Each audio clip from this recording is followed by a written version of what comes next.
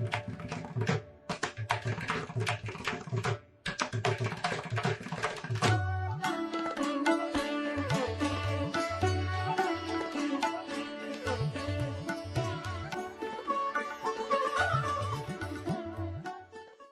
शांति।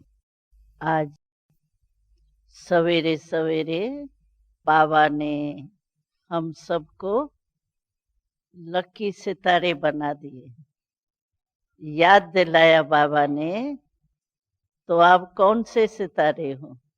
बहुत प्रकार के सितारे बाबा ने सुनाए, लेकिन सबसे श्रेष्ठ सितारा है सफलता का सितारा।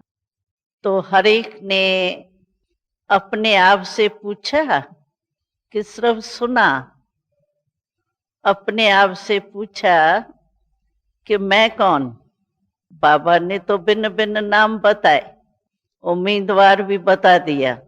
तो क्या मैं उम्मीदवार हूं या सफलता का सितारा हूं?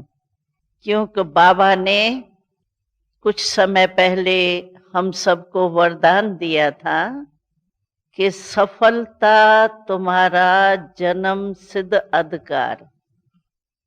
वरदान तो बाबा ने सबको दिया, एक को स्पेशल नहीं दिया।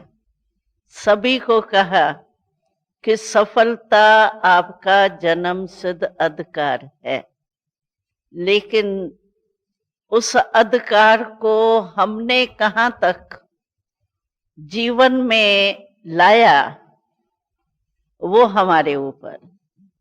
तो हर एक ये सोचे कि सफलता का सितारा सदा ही रहे। एक तो होता है कभी कभी सफलता होती है, कभी कभी थोड़ा टाइम लगता है सफलता में, और कभी असफलता होने वाली होती है तो भी टचिंग आ जाती है, बाबा की याद में बैठते हैं तो कुछ फर्क पड़ जाता है। लेकिन सफलता हमारा जन्म सिद्ध अधिकार है, तो अधिकार कभी भी कोई लूट नहीं सकता, वापस नहीं ले सकता। बाबा तो लेगा ही नहीं, क्योंकि बाबा तो दाता है, उसको चाहिए ही क्या, अपने लिए तो चाहिए ही नहीं कुछ। लेकिन वैसे अगर मैं सफलता का सितारा हूं तो माया भी कुछ नहीं कर सकती, क्योंकि हमने माया को चैलेंज किया है कि हम विजयी रतन है और विजय प्राप्त करके ही दिखाएंगे।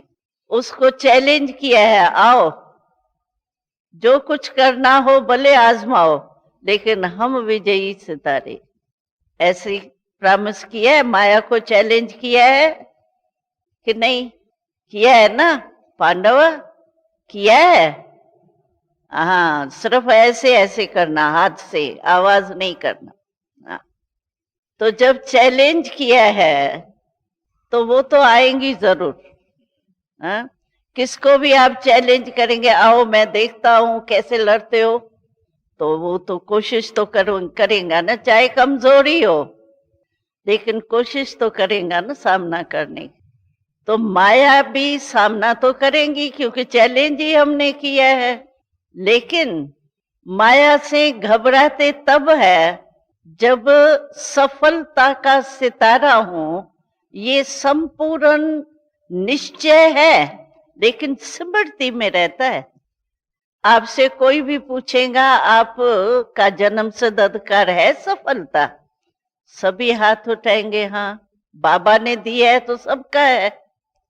लेकिन उसको जीवन में प्रैक्टिकल में लाया है और समय पर सफलता मिलती है।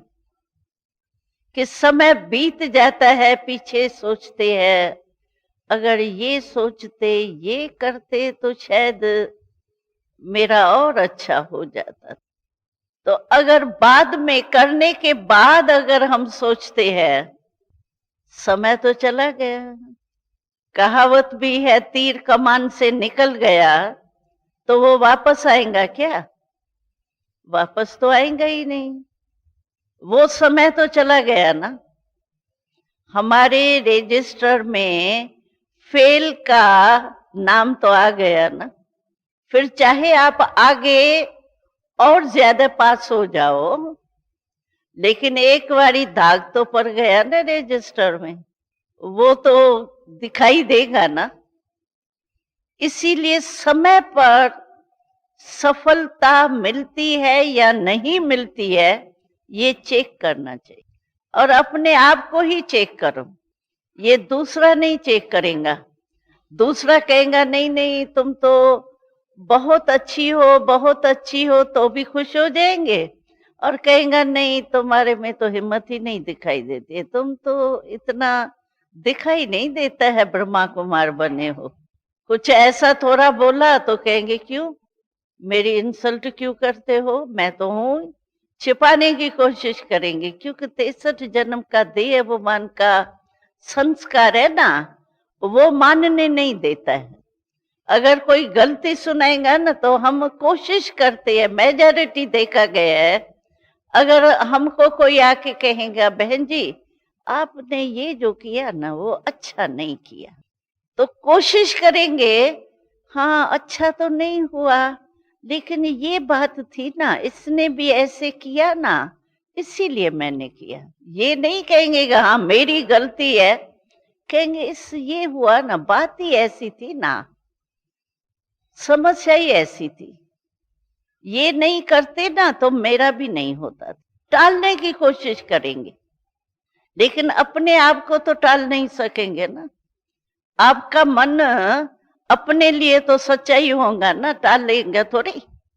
अंदर तो खाता है ना मन, भले उस समय नहीं खाता हो, लेकिन थोड़े समय के बाद जब बात पूरी हो जाती है तो फिर भी हम बाबा के बच्चे हैं ना, और बाबा कहते ही है गॉड इज ट्रुथ, सत्य है बाबा, सत्य। तो सत्य बाबा होने के कारण क्या होता है, उसके बच्चे बने हैं ना, तो मन पीछे खाता जरूर है, आता जरूर है, ये ऐसा था नहीं लेकिन मैंने ऐसे कह दिया, खाता है मन, और खाना चाहिए। मन को लगना चाहिए कि ये ठीक नहीं है, क्योंकि पुरुषार्थी है ना हम। इसीलिए अपने आप को ही चेक करो। बाबा ने कहा ना, हमने पहले भी सुनाया है, तो नंबरवार क्यों बनते हैं? 108, फिर 16,000, फिर 9 लाख, 3 मालाएं हैं। अभी 108 में भी 8 नंबर, 8 नंबर में भी पहला नंबर, और 9 लाख, 9 लाख का लास्ट नंबर। अभी मुरली तो एक ही चल रही है, क्या 9 लाख का जो लास्ट नंबर होगा उसकी मुरली अलग चलती है, और जो 66 साल से पुरानी दादियां है उनकी भी मुरली वही होती है या दूसरी स्पेशल होती है? मुरली तो एक ही होती है। यानी पढ़ाने वाला भी एक ही है, पढ़ाई भी एक ही है, और एक ही टाइम पर पढ़ाता है। फिर भी कहाँ कितना फर्क हो गया, 9 लाख और 108 का पहला नंबर, कितना फर्क हो गया। तो बाबा ने कहा नंबर क्यों बने, कारण क्या हुआ? तो मूल बात बाबा ने सुनाई कि ज्ञान सभी के बुद्धि में है।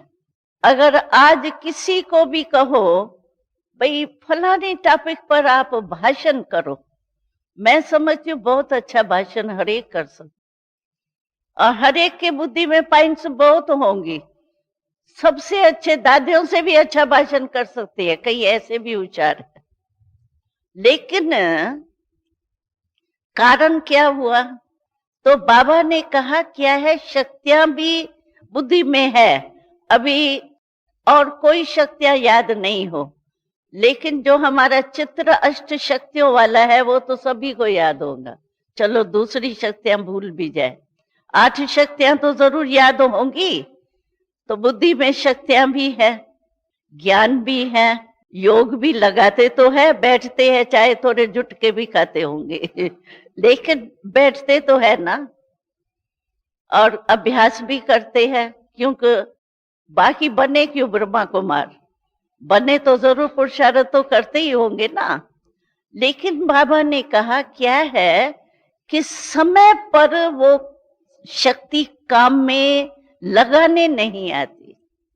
समझो मेरे में क्रोध आ रहा है, अभी क्रोध जब पूरा हो जाता है ना, फिर कहते हैं अभी देखो मैंने फालतू बोल दिया, अगर धीरे से बोलती तो बहुत अच्छा था ना। लेकिन वो जीभ बोल चुकी, वो तो बोल चुकी ना। और उस समय मुझे याद आवे, क्रोध के समय मुझे याद आवे कि मेरे को सहन शक्ति धारण करनी। कोई इंसल्ट करता है, कोई गाली देता है, हमारे ब्रह्मा बाबा को जितनी गाली मिली उतनी अभी तक किसी ब्रह्मा कुमार कुमारी को नहीं मिली। बहुत गालियां ब्रह्मा बाबा को मिली, लेकिन बाबा ने क्रोध किया क्या? हम आपको एक स्टोरी सुनाते हैं प्रैक्टिकल की। क्या हुआ, कलकत्ता में अखबार निकलती है एक, तो वहां हमारी ब्रह्मा बाबा की लौकिक कुमारी निर्मल शांता दादी, बड़ी है, दादी है हमारी, परदादी उसको कहते हैं। तो वो रहती है सेंटर पर, समर्पण है, जोन संभाल रही है। तो वहां एक अखबार निकलती थी, उसमें बाबा की जीवन कहानी जो है ना, उन्होंने बहुत उल्टी लिख दी। बाबा तो ज्वेलर था ना, लेकिन उन्होंने लिखा साइकिलें मरम्मत करने वाला था, ये था वो था, मतलब सारी उल्टी जीवन कहानी लिखी। तो जब वो अखबार आई तो निर्मल शांता दादी ने पढ़ी, तो उसको आया ये क्या, मैं उसकी बेटी थी, मुझे तो पता है ना मेरा बाप क्या है, और मेरे से कोई भी आके पूछे तो मैं तो उत्तर दे सकती हूँ, मैं तो भाई बेटी थी, मैंने तो सब देखा आंखों से, तो आपने ये झूठ क्यों लिखा है? तो बाबा को पत्र लिखा, ब्रह्मा बाबा को। तब तो ब्रह्मा बन गया था ना बाबा, लौकिक लाइफ तो खत्म हो गई थी। तो बाबा को लिखा, बाबा मुझे विचार आता है कि मैं इस अखबार वाले के ऊपर जो है ना वो केस करूं, इन्हें इतना झूठा क्यों लिखा है? तो बाबा ने पता है क्या जवाब दिया? बाबा ने कहा, बच्ची मैं बाप हूं, ब्रह्मा बाप है सबका, तो बाप कभी बच्चे के ऊपर केस कर सकता है? या आप मेरी बच्ची हो तो बहन है, आपका वो भाई है, उसके ऊपर केस कैसे कर सकती हो? ये तो कोई बड़ी बात ही नहीं है, तुमको ये संकल्प आना ही नहीं चाहिए। कहा बाबा झूठ था ना, झूठ के ऊपर तो आएगा ना संकल्प। बाबा ने कहा नहीं, ये संकल्प ही रंग है, बाप कभी बच्चे के ऊपर केस कर ही नहीं सकता। तो देखो, नहीं तो वो कहे वहां ही कलकत्ते में दादी के, निर्मल शांता दादी जो है उसके पहचान वाले तो जज बहुत थे, स्टूडेंट थे, संबंध संपर्क वाले थे, क्या नहीं कर सकती थी? लेकिन ब्रह्मा बाबा ने ये जवाब दिया। तो सहनशीलता का प्रैक्टिकल में मूर्त दिखाई ना। अगर समझो केस करते तो क्या होता? अच्छा वो नहीं भी माने, नहीं माने माने, लेकिन हम बाप का जो फर्ज है कि बच्चे के ऊपर क्या केस करेंगे, अभी बच्चा अनजान बच्चा, उसके ऊपर क्या केस करेंगे? तो ऐसे समय पर सहन शक्ति काम में आवे। क्रोध के समय हमारे पास सहन शक्ति है, लेकिन सहन शक्ति उस समय काम में आए, क्यों? क्रोध तो आग है। और हम तो सभी को भाषण में भी सुनाते हैं, कितनी आश्चर्य की बात है, मनुष्य तो 5 फुट 6 फुट का है, लेकिन क्रोध होता है जीभ से। और जीभ कितने इंच की है? 2.5 इंच की, 2.5 इंच की जीभ। 6 फुट वाला मनुष्य 2.5 इंच के जीभ के ऊपर कंट्रोल नहीं कर सकता है। देखो कमाल है ना। और फिर ब्रह्मा कुमार होके नहीं करे तो वो और ही कमाल है। इसीलिए बाबा कहता है समय पर वो सहन शक्ति याद आवे। और अभी एक पॉइंट बाबा ने बहुत अच्छी सुनाई। तो जब भी कोई क्रोध करता है ना, तो हम भले कितना भी अपने को कंट्रोल करते हैं, कई भाई बहनें ऐसे अनुभव सुनाते हैं, फिर भी थोड़ा बहुत आ जाता है। हम कहते हैं 1 घंटा उसने बोला, मैं एक शब्द भी नहीं बोलूं, वो कहेगा ये पत्थर है क्या? कुछ तो करना पड़ेगा ना, कुछ तो बोलना पड़ेगा ना, नहीं तो ये हमको बार बार चढ़ाई करता रहेगा। तो बाबा ने इस पर बहुत अच्छी बात सुनाई है। अच्छा, उसने आपको गाली दी, खराब चीज है ना गाली, अच्छी चीज तो नहीं है ना। कोई कहेगा अच्छी चीज है, खराब है। अच्छा, खराब चीज आपको उसने दी, लेने वाला कौन? खराब चीज आपको उसने दी, ठीक है, वो रॉन्ग है, लेकिन लेने वाला कौन? मैं ना। लेने वाला तो अलग होता है या वही होता है? देने वाला अलग होता है, लेने वाला अलग होता है। तो जब उसने दिया 1 घंटा, चलो गालियों की बरसात आपके ऊपर कर ली, लेकिन लेने वाला कौन? लेने वाली तो मैं हूं ना। अगर कोई मेरे को खराब चीज देवे, मैं ले लूंगी। मैं आपको गला हुआ केला देती हूं, आप लेंगी मेरे हाथ से? या तो वापस करेंगी मेरे को, या तो फेंक देंगी। लेंगी क्या? लेके संभाल के रखेंगी क्या? लेंगी नहीं ना। तो बाबा कहता है दूसरे के ऊपर दोष लगाना बहुत सहज है, उसने दिया ना। कई कहते हैं मैं बहन जी कभी किसको दुख नहीं देती, मैं हमेशा सुख देता, शांति देता। लेकिन ये 1-2 भाई बहनें ऐसे हैं जो सदा ही मेरे को दुख ही देते रहते। और होता है कोई ना कोई ऐसा मिलता है जो आपको हमेशा ही तंग करता रहेगा, ये होता है, नियम है एक। लेकिन उसने दुख दिया, आपने लिया क्यों? हम तो दोष लगा देते हैं उसके ऊपर, इसने दिया ना, मैंने नहीं दिया। लेकिन लिया क्यों? हमारा स्लोगन जो है वो आधा नहीं है, दुख देना भी नहीं है, दुख लेना भी नहीं है। हमारा आधा स्लोगन नहीं है। तो आधे में तो आप पास हो गई, चलो दुख नहीं दिया, मुबारक हो, अच्छा है। लेकिन लिया क्यों? और लेके अपने कोई परेशान किया ना, दूसरे को तो कुछ नहीं होगा। जो गाली देने वाला होगा वो तो आराम से गाली देके अपना दिल खाली कर दिया, वो तो खाएगा पिएगा, आराम से पंखे पर सोएगा। और जिसने ले लिया वो बेचारा परेशान, वो सोचता रहेगा हाय ये क्या किया, क्यों दिया, कैसे किया, इसका मतलब क्या है, ये है कौन? बस कह कह कह कह की भाषा ही बोलता रहे। तो बाबा कहते हैं चाहे कोई भी कुछ करता है, लेकिन आप खुद निर्णय करो कि ये मेरे को दिल में समाने की चीज है या नहीं। आपका काम है ये। दूसरे का सोच के आप अपने को भी पुरुषार्थहीन कर देते हैं, ये तो इसका हिसाब किताब है ना, इसलिए ये किया। चलो हिसाब किताब है, लेकिन पुराने हिसाब को भी मुझे योग से, सहन शक्ति से चुकतू तो करना है ना।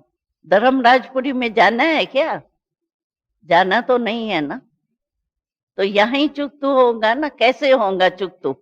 कोई मुख से गाली देगा उससे होगा, कोई बात में तंग करेगा आपको, संस्कार के वश आपसे संस्कार का टक्कर होता रहेगा, इससे होगा। संबंध संपर्क में आने में थोड़ा नीचे ऊपर करेगा, इससे चुकतू होंगे हिसाब। 63 जन्म में आपने क्या क्या किया याद तो रही है? कितने हिसाब बना के आए हैं। हमारे को बाबा ने एक बारी टीचर्स का क्लास कराया, तो कई बहनें ऐसे होता है ना, बहनें या भाई सेंटर पर आते हैं, स्टूडेंट भी आते हैं सेंटर पर, कोई टीचर से नहीं बनता है ना, तो सोचते हैं दूसरे टीचर बदली होना चाहिए, टीचर बदली हो जाएंगी मेरा पुरुषार्थ बहुत अच्छा हो जाएगा। या सेंटर वाली टीचर कहेंगे, ये बहन कहेंगी मेरा भी सेंटर चेंज हो जाए ना तो मैं बहुत अच्छा पुरुषार्थ कर लूं, लेकिन होता ही नहीं है तो मेरा पुरुषार्थ भी ऐसा ही हो जाता है। लेकिन बाबा कहते हैं कि आपको पता नहीं है, आपका सेंटर जो है, टीचर जो है, साथी जो है, वो ही आपके पेपर लेने वाले निमित्त बने हुए, और वो सेंटर ही आपके लिए पेपर हाल है, और कोई हाल थोड़ी मुकर्रर होगा भाई आज शांति वन में पेपर हाल बनना है, आपका नंबर उसमें है, ये होगा क्या? चलते फिरते आपका हमारा पेपर होता है, जहां संबंध संपर्क में आते हैं वही हमारा पेपर का एक पेपर हाल है, और वही हमारी बहनें जो भी हमारे संबंध संपर्क में होंगी वही हमारे हिसाब चुकतू के निमित्त है या पेपर लेने के निमित्त। पेपर कोई कागज में थोड़ी हमारे आना है, यही तो पेपर आएंगे ना, बातें जो समस्याएं हैं वही पेपर है हमारा, चाहे संबंध द्वारा आए, चाहे स्टूडेंट्स में आवे, चाहे टीचर द्वारा आए, चाहे साथियों द्वारा आए, चाहे प्रवृत्ति में रहने वाले एक दो के साथ आवे। लेकिन पेपर, बिना पेपर के 21 जन्म का राजभाग मिल जाएगा क्यों? खातरी करेगा क्या बाबा खास? 21 जन्म का राजभाग है, कोई एक जन्म का तो नहीं है। 21 जन्म का राजभाग बिना पेपर के आप पास हो जाएंगे क्यों? कुछ तो पेपर लेंगे ना, तो यही पेपर है और क्या है, और कोई पेपर थोड़ी हमारे यहाँ नहीं, यही पेपर है, और इसी में ही हमको पास होना है। और पास होने का साधन है हम समय पर अपनी शक्तियों को, ज्ञान की नॉलेज जो मिलती है, पॉइंट्स, उसको उसके द्वारा, गुणों द्वारा, और एक दो के अनुभव जो सुनते हैं उस अनुभव द्वारा हम यही पास हो जाएंगे। तो इसीलिए कभी भी दूसरे की तरफ, बाबा ने हंसी में एक बारी कहा था, ये अव्यक्त बाबा ने ऐसे ही जैसे बाप बच्चों से मिलते हैं, तो बाबा ने कहा मैं देखता हूं कि मेरे जो बच्चे हैं ना, मेजॉरिटी बच्चों की दूर की आंख जो है ना वो बड़ी तेज है, नजदीक की आंख नजर जो है वो ढीली है। क्यों? नजदीक की नजर माना अपने तरफ देखने वाली, और दूर की नजर माना दूसरे को देखने वाली। तो बाबा ने कहा दूर की नजर बड़ी तेज है, और देखा जाता है दूसरे की गलती बहुत जल्दी नोट होंगी, लेकिन अपनी गलती को टालने की कोशिश करें। तो नजदीक की नजर जो है वो कमजोर, और दूर की नजर जो है वो बड़ी तेज हो गई। तो बाबा कहते हैं अपने आप को पहले देखो। इसीलिए बहुत मूल्यों में आपने देखा होगा, बार बार बाबा कहते हैं स्व परिवर्तन और स्वमान, दोनों ही अक्षर बाबा बार बार कहता है। एक तो स्वमान में रहो और दूसरा स्व परिवर्तन के तरफ ध्यान। स्व परिवर्तन होगा तो विश्व परिवर्तन होगा। या हम किसी भी साथ में रहने वाले, संबंध संपर्क में आने वाले का परिवर्तन करने चाहते हैं तो वो तभी होगा जब स्व परिवर्तन हो, नहीं तो असर ही नहीं होता। कितना भी हम कहे भाई, वो नहीं, गांधी जी का मिसाल देते हैं, एक बच्चे को मां ले आई, कहा इसको सिर्फ ये कहो तो ये गुड़ नहीं खाए। गांधी जी ने कहा बात तो ठीक है, लेकिन सप्ताह के बाद इसको लेके आना। कहा यही तो कहना है तो गुड़ नहीं खाओ। कहा नहीं, सप्ताह के बाद इसको लेके आना, फिर मैं इसको समझाऊंगा। सप्ताह के बाद बेचारी ले गई तो कहा तो यही गांधी जी ने तो भाई गुड़ खाना ठीक नहीं है। कहा तो उस दिन क्यों नहीं आपने कहा, 7 दिन क्यों छोड़ा? तो उसने कहा मैं गुड़ खाता हूं। अभी मैं गुड़ खाता हूं और मैं उसको कहूं गुड़ नहीं खाओ तो असर क्या होगा उसको। इसीलिए मैंने कहा 7 दिन के बाद ला।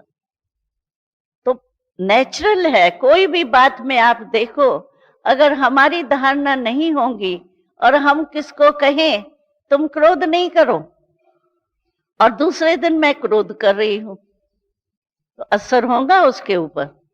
कहेंगे वाह बहन जी तो बड़ी होशियार है कहने में।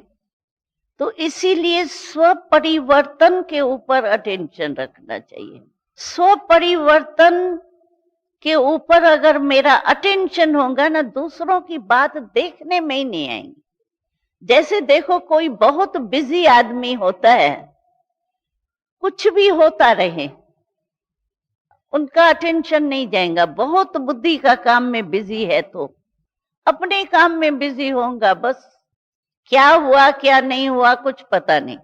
अभी देखो कोई कोई, ये तो सभी को अनुभव होगा, मानो आप खाना खा रहे हो, लेकिन खाना खाते हुए आप कोई बहुत डीप विचार में हो और आपसे कोई आके पूछता है भाई ये सब्जी जो आपने खाई ना, इसमें नमक ठीक था, अच्छा था, अच्छी थी सब्जी। ऐसे नीति प्रमाण आप कह देंगे हाँ अच्छा ही तो होता है। लेकिन आप अगर सोच में और डूबे हुए होंगे, आपको पता नहीं पड़ेगा कि नमक ठीक था या नहीं था, क्योंकि आपकी बुद्धि दूसरी बात में बिजी थी। ऐसे अगर आप अपने मन बुद्धि को बिजी रखे बहुत, तो कोई भी बात का प्रभाव हमारे ऊपर पड़ेगा ही नहीं। आप रहते हुए भी कमल पुष्प समान हो सकते हैं, बिजी रखे। बाबा ने अभी लेटेस्ट भी कहा ना, मन बुद्धि को बिजी नहीं रखते हो। बस सुबह को अमृत वेले बिजी रखा मन को, योग किया, क्लास में मुरली सुनी, मन को बिजी रखा। फिर जब काम काज में आते हैं तो सिर्फ काम के ही संकल्प चलते रहते हैं। 6 घंटा हो गया काम किया, अगर आपसे कोई पूछे कहेंगे नहीं मेरा बुरा तो कुछ चला ही नहीं। ठीक है बहुत अच्छा है, बुरा नहीं चला, लेकिन अच्छा चला ये ठीक है। जब काम में बिजी होते हैं तो काम के ही संकल्प होते हैं, कोई बुरे संकल्प नहीं होते हैं। लेकिन बाबा कहता है आपने, हम खुश हो जाते किसको मैंने आज दुख नहीं दिया, मेरी कोई गलती भी नहीं हुई, कोई बुरा काम नहीं हुआ, कोई बुरा संकल्प भी नहीं आया, बहुत अच्छा दिन बीता। बाबा कहते ये अच्छा नहीं बीता। अच्छा आपने बुरा नहीं किया, लेकिन अच्छा क्या किया ये चेक किया, गमाया नहीं लेकिन जमा क्या किया, दुख नहीं दिया लेकिन सुख क्या दिया, व्यर्थ नहीं किया, बुरा नहीं किया, लेकिन शुद्ध संकल्प से अपने भविष्य वर्तमान जमा क्या किया। लेटेस्ट मुरली बाबा ने जमा के खाते पर कितनी चलाई है। सेकंड भी हमारे संगम युग का बहुत महत्वपूर्ण है। हम ऐसे ही समझो खड़े हैं, कहेंगे ज्यादा टाइम थोड़ी खड़े थे, 1 मिनट ऐसे ही ऐसे ही ऐसे ऐसे ही कह के हम चला लेते हैं। लेकिन संगम का 1 मिनट कितना बड़ा है, संगम का कितना छोटा है युग। चलो 100 वर्ष बाबा तो नहीं बताएगा, अब बताना भी नहीं चाहिए। अगर बता देवे, बाबा ने तो इतने तक कहा था कि 5 मिनट के बाद समझो अर्थ को होनी है यहाँ, और हाल में ही होनी है मानो, तो भी नहीं बताऊंगा, तो भी नहीं बताऊंगा कि अर्थ की होनी है। क्यों कि आप सभी 5 मिनट तो अपने को बड़े योग में बिठाएंगे, फिर किसको नंबर दूंगा, फिर तो सभी पास में तानर हो जाएंगे, फिर कैसे मैं बताऊंगा। एवर रेडी रहो ना। इसलिए बाबा ने तो फाइनल कहा है मैं नहीं बताऊंगा, मुझे बताना ही नहीं है। लेकिन हमको ये सोचना चाहिए, मैं कहती हूं अपने रीति से, चलो 100 वर्ष समझ लो, 66 वर्ष तो पूरे हो गए, बाकी चलो 100 वर्ष का समझ लो, बाबा का नहीं है ये भाई, लेकिन मैं अपने रीति से कहती हूँ, समझ लो कि 100 वर्ष है और हमको कमाई करनी है सतयुग की, और द्वापर कलयुग में भी हम पूज्य बनने वाले हैं। वो पूज्य पद का भी इस संगम पर ही सारी कमाई करनी है। तो समझो 100 वर्ष, 5000 से आप 100 वर्ष की तुलना करो तो कितना महत्व हुआ 5000 वर्ष का, कितनी 1 मिनट कितना महत्व वाला हो गया। तो हम लोग तो ऐसे समझते, ऐसे ही खड़े थे, ऐसे ऐसे ऐसे करके ऐसे चला देते हैं अपने कोई, लेकिन नुकसान कितना होता है। अगर हम सचमुच जमा का खाता अपना चेक करें तो हमारा एक एक मिनट हमारा जमा हो सकता है। कई भाई बहनें पूछते हैं, हमने पहले भी सुनाया है लेकिन नए नए आए हैं, तो कई भाई बहन पूछते हैं हम क्या करें। तो हम लोगों ने जो 14 वर्ष तपस्या की, उसमें हमने कौन सी विधि बनाई थी। 14 वर्ष ऐसे थोड़ी सारा दिन बैठे रहते थे तपस्या में, हम 350 रहते थे, उनका खाना भी बनना था, सब कुछ काम होना था। 350 थे, कामकाज भी तो हम लोग ही करते थे ना, नौकर थोड़ी थे, खाना तो हम लोगों को ही बनाना है ना, तो सभी काम करते थे। ऐसे थोड़ी 14 वर्ष सारा टाइम तपस्या में ही बैठे रहे, वो तो बीच बीच में प्रोग्राम मिलते थे। लेकिन हम लोगों ने ये पुरुषार्थ किया, अपना टाइम टेबल एक तो बनाते थे, मन और बुद्धि का टाइम टेबल बनाते। चलो मैं ये काम करूंगी, मुझे पता तो है दिनचर्या अपनी, ये करना है, ये करना है, ये करना है। अच्छा मैं ये काम करूंगी, इसमें अपने मन में कौन सा स्वमान रखूंगी, कौन सी शक्ति को सामने रखूंगी, किस गुण को सामने रखूंगी, ये अपना टाइम टेबल फिक्स कर देते थे। और उसी पर मान समझो हर घंटे मुझे अपनी चेकिंग करनी है या 2 घंटे में करनी है, वो हर एक के काम के ऊपर है। हम आपको कहेंगे 1.5 घंटे के बाद करो, आप कहेंगे बहन जी 1.5 घंटे के बाद नहीं हो सकता है, अपने आप करेंगे तो बंधे हुए रहेंगे। इसीलिए हम लोगों ने ये नियम रखा था, हर घंटे में 2 मिनट 3 मिनट हम तो जरूर निकालेंगे, अपनी चेकिंग करेंगे और चेंज करेंगे। अगर व्यर्थ किया तो समृद्ध संकल्प करेंगे, अगर नेगेटिव किया तो पॉजिटिव करेंगे, चेंज भी करेंगे, चेक भी करेंगे। तो क्या है, हमारा लिंक जुटा रहता है। हर घंटे अगर आप करो, अभी देखो बाबा ने हम लोगों को ट्रैफिक कंट्रोल का प्रोग्राम दिया, पहले थोड़ी था, ये पीछे शुरू हुआ है, दिया तो अभी नेचुरल हो गए है ना, लक्ष्य रखा है तो हो गए है ना। बाकी अच्छा 12 बज गए, 12:15 बज गए तो कंट्रोल नहीं कर सकते है क्या, मन को ही तो करना है ना। चलो 12:15 बज गया या हमारा 2 घंटा मिस भी हो गया, आप ज्यादा कर लो, इसमें क्या, जमा कर लो, 6 मिनट कर लो, उसमें थोड़ी ऐसी बात कोई होती, अपनी तो कमाई है।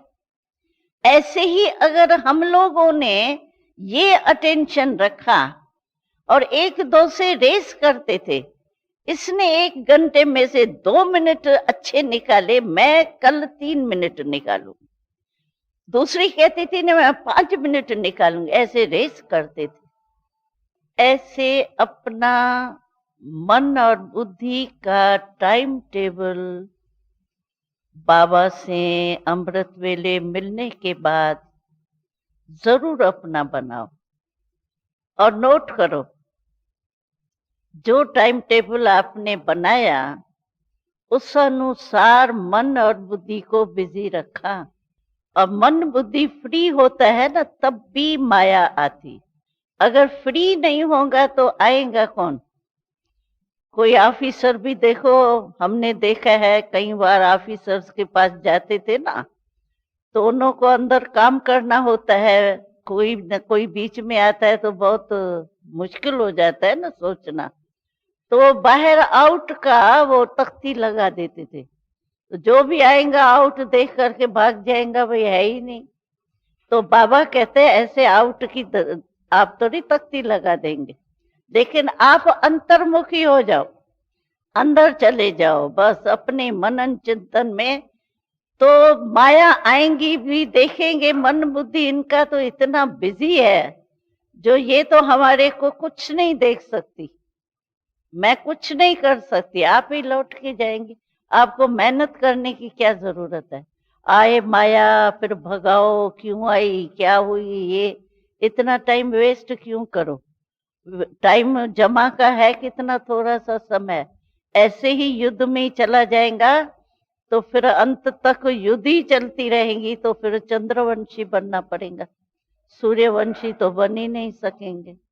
इसीलिए अपना टाइम टेबल फिक्स करो और जहां तक चेक करो, क्योंकि पहले थोड़ा अटेंशन देना पड़ता है, फिर आपकी नेचुरल हो जाएंगी।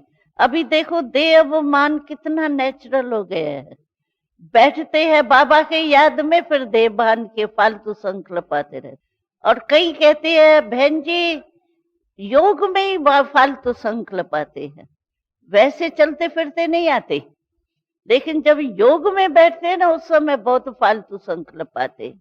क्यों आते हैं? क्योंकि उस समय आप मन बुद्धि को फ्री करके बाबा से लगाने चाहते हो ना, तो माया बीच में कोशिश करती है मन बुद्धि इसका फ्री है अभी, तो मैं भी चांस लूं। और बाबा है बहुत शुद्ध पावरफुल आईना, तो आईने के आगे जाने से छोटे दाग भी बहुत क्लियर हमको दिखाई दे, लेकिन ये मन बुद्धि को अगर आप बिजी रखेंगे तो हो ही नहीं सकता है माया को चांस मिले। युद्ध करने की, टाइम वेस्ट करने की जरूरत ही नहीं, और आप हमेशा डबल लाइट रहेंगे। जैसे आज था ना गीत क्या बजा, अपने जीवन को राम के हवाले कर दो, प्रभु के हवाले कर दो, तो हवाले किया है कि जिस समय कोई बात आती है तो कहते हैं मेरी तो जिम्मेवारी है ना, ये तो करना ही पड़ेगा ना, जिम्मेवारी जो दी है बाबा ने कहा है ना प्रवृत्ति में रहो। आधा तो बाबा की बात बहुत मतलब की ठीक याद कर ली, लेकिन बाबा ने साथ में कहा है प्रवृत्ति में रहो। कैसे रहो? ट्रस्टी होके रहो, ये नहीं कहा है गृहस्थी होके रहो। तो आधा पाठ तो पक्का किया। एक हंसी की बात सुनाती हूँ। एक बारी क्या हुआ, बाबा ने मुरली में एक बारी कहा मिलिट्री वालों के लिए, तो भाई मिलिट्री वाले वहां रहते हैं, उनको मेस में खाना पड़ता है, बॉर्डर पर होते हैं तो ब्रेड खा सकते हैं, ऐसे बाबा ने कहा था। तो एक भाई आया, कहता है बहन जी आज तो बाबा ने ब्रेड खाने की छुट्टी दे दी। हमने कहा हमने तो मुरली पढ़ी है, हमको तो छुट्टी मिली नहीं, आपको स्पेशल मुरली में छुट्टी कैसे मिली? कहता है बहन जी मैं आपको मुरली ला के दिखाऊंगा, बाबा ने कहा है कि टाइम पर ब्रेड खा सकते हो। मैंने कहा ले आना मुरली, हमने इतनी मुरली की पॉइंट मिस कर ली, ये कैसे हुआ? मुरली ले आया, पढ़ा तो था मिलिट्री वालों को छुट्टी है। आप मिलिट्री वाले हो क्या? तो भाई आपने क्यों ये कहा ब्रेड की छुट्टी मिली? तो मतलब की बात तो बहुत जल्दी हम कैच कर लेते हैं, लेकिन जो थोड़ी मेहनत की चीज होती है ना वो भूल जाते हैं। तो आधा स्लोगन याद करते हैं, प्रवृत्ति में रहना है, जिम्मेवारी निभानी है, लेकिन ट्रस्टी होके निभा रही है। मेरा तो नहीं आता, तेरा के बजाय मेरा तो नहीं आ जाता, मेरा में ही मोह होता है, मेरे में ही सब कुछ होता है। तो जो मन बुद्धि को बिजी रखने की बातें है ना, वो है ज्ञान का मनन, अपने योग की पावरफुल स्टेज, इसको हम बढ़ाएंगे, फिर हमारा माया को युद्ध करने की भी जरूरत नहीं पड़ेगी। और सदैव डबल लाइट हल्के, बाबा बैठा है। हमने तो देखा है जितना बाबा के ऊपर हम जिम्मेवारी रखते हैं ना, उतना हमारी जिम्मेवारी बाबा संभालता है। बाकी बीच बीच में मैं और तू, तेरा नहीं मेरा, मेरा नहीं तेरा, तो बाबा कहेगा इस चक्कर में पड़े हो तो पढ़ो, चक्कर देखो, अच्छा अनुभव करके देखो, फिर बाबा थोड़ी जिम्मेवारी लेंगे। इसीलिए अगर प्रवृत्ति में भी रहना है, क्यों नहीं रहे, छोड़ के क्यों आओ। प्रवृत्ति में रह करके भी बाबा ने छुट्टी दी है, बाबा के श्रीमत पर चल रहे हो, आपका पाप बनेगा ही नहीं, क्यों बाबा जिम्मेवार है ना। हम तो कहेंगे ना बाबा आपने ही तो मेरे को कहा प्रवृत्ति में रहो, लेकिन ये बाबा ने कहा जो ट्रस्टी हो के रहो वो नहीं भूलना। फिर बाबा पकड़ लेगा, कहेगा हाँ अच्छा मैंने कहा था राइट है, लेकिन मैंने क्या कहा था कैसे रहो, फिर पकड़े जाएंगे। इसीलिए रहो भले, लेकिन ट्रस्टी होके रहना ये हमारा कर्तव्य है। इसीलिए मन और बुद्धि को बिजी रखने का प्रयत्न जरूर करो। अपनी दिनचर्या आप ही बनाओ। बड़े से बड़े आदमी तो हम है, गवर्नर आता है, प्राइम मिनिस्टर आता है, उसका एक एक मिनट यहाँ से यहाँ तक सीढ़ी उतर के यहाँ जाएगा ना, तो भी लिखते हैं कितने मिनट लगेंगे, 3 मिनट लगेंगे, 2 मिनट लगे। अरे हम तो उनसे कितने ऊंचे हैं। ये आजकल के क्या है, हम तो भगवान के बच्चे हैं। भगवान से ऊंचा कोई है क्या, उसके बच्चे हैं हम। तो हमारा टाइम टेबल कितना फिक्स होना चाहिए, कितना हम बिजी रहें उसमें। इसीलिए इस विधि से अगर हम अपना पुरुषार्थ करेंगे तो हमको सफलता हर समय सहज मिलेंगी, क्योंकि बाबा ने सफलता का सितारा बनाया है हमको। लेकिन बाबा ने एक उल्हना भी और दिया था।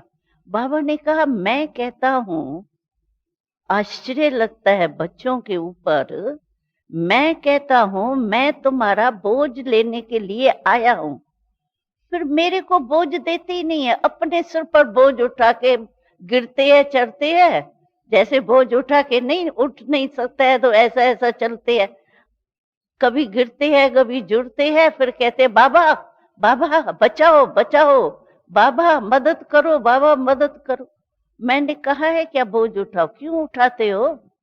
बाबा ने लास्ट मुरली अभी थोड़ा टाइम पहले सुनाई थी, मैं वर्ल्ड सर्वेंट बन के, बच्चों का सर्वेंट बन के आया। तो बोझ दे दो ना, है क्या किचड़ पट्टी तो है, वो दे दो। क्या करेंगे, मच्छर आएंगे किचड़े में और अपने को ही खाएंगे। इसीलिए बोझ दे दो बाबा को। और हमने देखा है कई अपने भाई बहने अनुभव सुनाते हैं, बस कोई भी बात आती है मेरे दिल से निकलता है बाबा, बस खत्म। बाबा दिल से बोला सब दुख दूर, दिल से। ऐसे नहीं बाबा आपने तो कहा था ना हम मददगार हूं तुम्हारा, बाबा अभी करो ना मदद, बाबा आप तो हिम्मत देने वाले हो ना। बाबा ने कहा मेरे कोई पाठ याद दिलाते हैं तो आपने कहा था ना, अभी मेरे भी टीचर बन जाते हैं मेरे को याद दिलाते हैं। तो ऐसा नहीं याद दिलाना बाबा को, बाबा तो जानता है बंधा हुआ है, लेकिन हम अपने जो बाबा कहते हैं उसी विधि प्रमाण चलेंगे तो हमारा बहुत सहज हो जाए। और एक स्लोगन हम सभी को सदा सुनाती है, आप कभी भी ब्राह्मण जीवन में आने के बाद खुशी नहीं गमा, खुश सदा रहना, क्योंकि खुशी हमको बाबा ने वरदान में दी है, वर्षे में दी है, वो कभी नहीं अपना वर्षा और वरदान नहीं गमाना। चाहे कुछ भी हो जाए ना, आप खुश रहो, अपना खजाना खो नहीं दो। बात आई और आपकी खुशी ले गई, कमाल है बात की। बात तो चली जाती है लेकिन हमारी खुशी ले जाए क्यों, हमारी चीज ऐसे ही ले गई। खुशी अपनी संभाल के रखो ना, तो खुश रहना और खुशी बांटना, जितनी बांटेंगे उतनी बढ़ेंगी। तो ये स्लोगन पक्का याद रखो। कोई भी बात आ जावे, अरे बात आई बिंदी लगाई खुश रहो, बिंदी लगाना तो आती है ना, बीती खत्म, बाबा खत्म, दिल से बाबा कहो और समय पर याद आवे। ऐसे नहीं बात आ गई खुशी ले गई फिर हम सोचे बाबा आप याद ही नहीं आए ना, अभी आ जाओ ना, ऐसे क्या फरियाद करना है या याद करना है? तो याद में रहने से बहुत खुशी होगी।